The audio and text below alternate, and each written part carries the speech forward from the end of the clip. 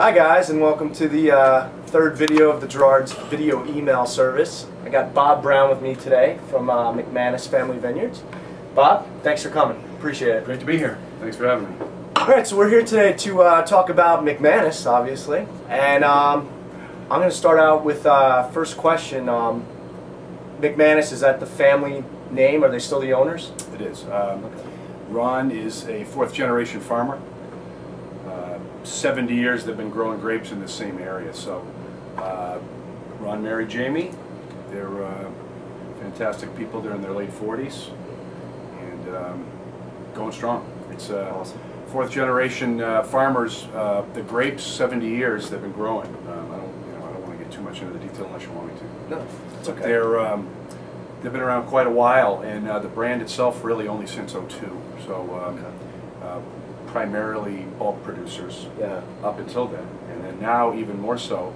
Believe it or not, the brand at 300,000 cases nationally is about 1/10 of what they produce. The rest of it goes into bulk, which we have a 5 million gallon capacity. Wow. At the winery right now, still growing, and pumping out really good product. Yeah, consistently. It's great wine. We've had it since it probably came out, and we move a lot of it, and it's consistently good. That's what we were talking about when you got here, is how consistent the wine is, vintage to vintage. I'm never afraid to turn people onto it. So, well, we're here today to taste through the wines, and actually the Petite Sirah is something that I've never even really had, so this will be a lot of fun. So let's start with the Chardonnay. Yeah, we just so you know, we produce 9 types. They grow over a dozen different varietals, but we produce 9 types. We're tasting 5 today. What you don't see here today is a Viognier, which is outstanding warm weather wine. We also make a nice crisp, sort of different, I'd say, Pinot Grigio. All of which are finished with the new Stelvin Lux screw cap, which the whole line will go to eventually.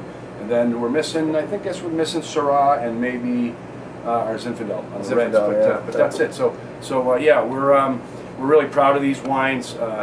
The family has the third smallest wine region in California. It's called River Junction, and within that AVA, which is sort of squeezed between 2 of the rivers, the Stanislaus and the San Joaquin, they've actually established a separate AVA, small area that's parceled off that we produce the Chardonnay from.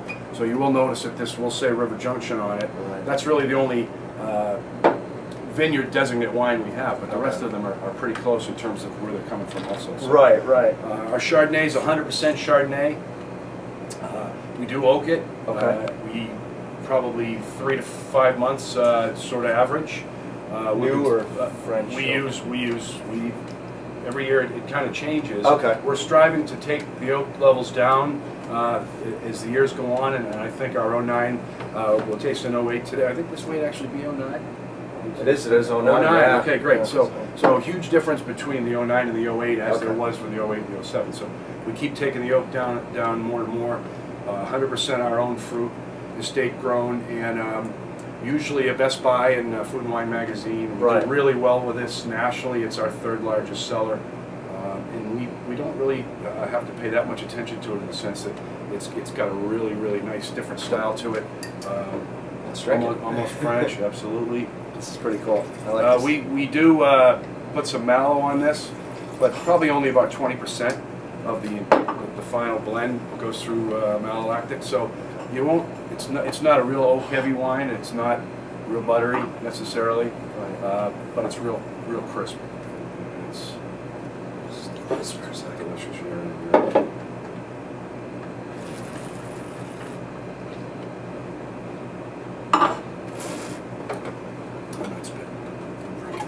Good for you. So nice fruit. Yeah. Solid. We very solid. Because of the amount of capacity we have for storage, once we get wines ready, we don't necessarily bottle everything up when the vintage is ready. So when the 09 Chardonnay was ready, we didn't bottle the whole entire allocation of it. We bottle it sort of as we need it. So that's it cool. Keeps our wines really drinking fresh out of the bottle. This is very fresh, nice and ripe fruit. There's a tiny bit of butter on the nose, but it's just... Yeah, and the oak is really nice. Sort of a light medium toast. And yeah, consistent. The style's been consistent. Our winemaker, we haven't talked about, Jeff Runquist, used to be the chief at J. Lohr. And, oh, he's a fantastic winemaker. He makes some of his own wines also. That's interesting. But he's made their wines. He also helped design the winery when he came over from Lohr. Part of the agreement was that he could help design it because they wanted a real state-of-the-art winery where they could keep it clean and really produce good stuff. So Jeff's been involved from the beginning. He is the winemaker. He oversees all this, and he's a big reason why these wines have been consistently yeah, good. yeah. And that's what it comes down to at the end of the day is the trust. You know, the consumer trusts the brand and not afraid to purchase it over and over again. Right. So. And there's a consistency of fruit. The majority of it is we've got over almost 2,400 acres now that we've got all the varietals on, and it just keeps getting bigger and bigger. So yeah. we're real excited about the future. Pricing, we've been able to maintain our pricing, and that's exciting. For yeah. me, I come from a Gallo background. Oh, okay. I know how pricing can create yes. issues, and we've been pretty consistent with this since we talked earlier, since yeah. 2002 or since the beginning. Yeah. So that's great. So because of that, the consumers aren't turned off either because right. there's not a big fluctuation in price. Yeah. And there's a consistency in quality. So anyway, all right. Next, Pinot Noir, which I should probably rinse these out. Yeah. But, we didn't produce the Pinot Noir for quite a while with this label. We had contracts where we sold all the fruit off to other wineries. Rex Goliath, for instance, bought our Pinot Noir. Okay. Fruit. Right. And juice, for that matter, yeah. For their wines. Huh. We pulled almost all of it back. We're producing our own Pinot Noir now. 60,000 cases or so a year we produce. The wine's, I think, spectacular. Is this 100% Pinot Noir? It does have I believe a speckle of Petit Verdot in there. Okay. I believe. And I know you're tripping on something. Let me look and see if they see they don't divulge it here in the notes. But I think there might be a hint there. Yeah. Most of the wines are close to 100%. Okay. In the 90. Right. And all the whites are 100%. The reds there's a little bit of but it's all our own stuff. Yeah. So. This is nice. Great. It's not. I wouldn't call it light. It's not. No. It's got that kind of candied fruit nose, which I like.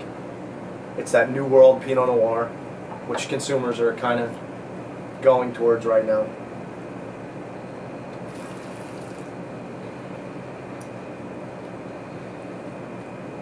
And each varietal, they vary oak between new and used and French and American. So it does vary. Stylistically, they use it the same way, but they do vary which oak they use for which varietal, and that way they can be pretty consistent. That's really nice. That's got a nice like spice and pepper on the finish. It's good. Yeah, and it's got a wall too. I think it's we're talking 14. My eyes are 13 and a half. But